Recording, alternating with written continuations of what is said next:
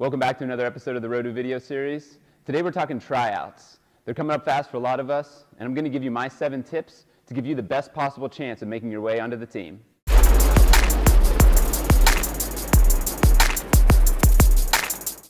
Welcome back, and thanks again for joining us here at Rodu. I know a lot of athletes are starting to get ready for their upcoming tryouts. I know here in Pittsburgh we're about 6 weeks out from our December 12th tryout for the Pittsburgh Thunderbirds. It's the reason I'm rocking the jersey today. Got to support the team. Big things are coming in 2016. Now you should treat your tryout much like you would a job interview. You're going to be a lot more successful if you take the time to prepare and you'll just show up and hope for the best. And I'm going to give you 7 things you can do starting now all the way through the tryout date to impress the team and make sure you earn that roster spot. My number 1 tip, and it's no surprise, is getting on a proper strength and conditioning program. Looking again at that December 12th date, 6 weeks is definitely enough time to make significant gains in your strength and conditioning. So get in the gym, get on the track, and train for explosiveness. Going for 8-mile jogs is great for your overall health, but it's not going to help you develop the skills you need for that upcoming tryout. When you're in the gym, work on that posterior chain. We've talked about the benefits in speed, balance, and power.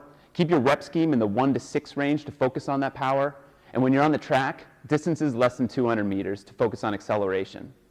And if you're trying out for the Thunderbirds and you have any questions about your training, feel free to send me an email. I'd love to work with you and develop a training regimen from now through tryouts, pro bono, of course.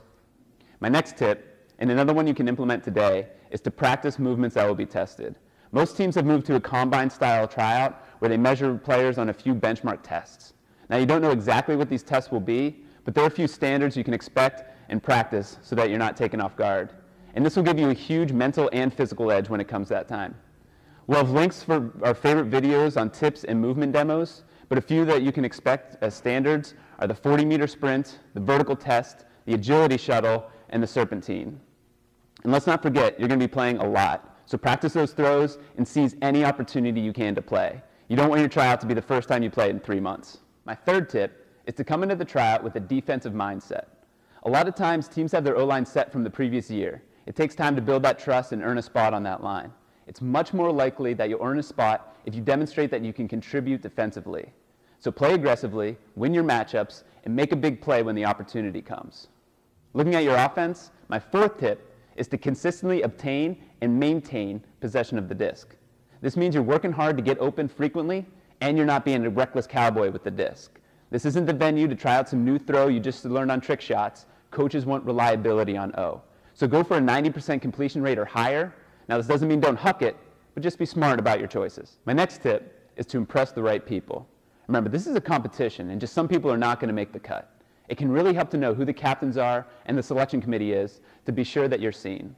On a personal level, I had a tryout in Australia where a selection committee member wasn't present.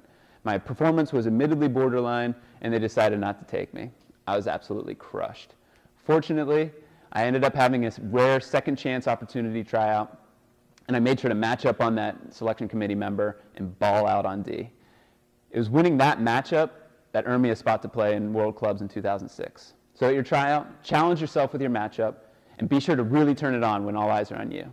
My next tip is to be coachable and a great teammate. Coaches want someone they can work with and that'll fit into their system. So when you're there at your tryout, be enthusiastic, implement any feedback you're given, and be positive with other players trying out. No one wants to intentionally bring negativity into their team. And my final tip is to have fun with it. This is a great opportunity to play with people you don't usually get to. Enjoy it. And if you make the team, you'll be spending a lot of hours with these men and women. So start it off right. And if you don't make the team, you can still learn a lot. And some of the folks may be your teammates next year when you try again. There you have it. My 7 tips to give you your best tryout. I hope you found it helpful, and I'd love to hear how your tryout went. Leave me some comments, shoot me an email, and I'll see you next Wednesday. Bye.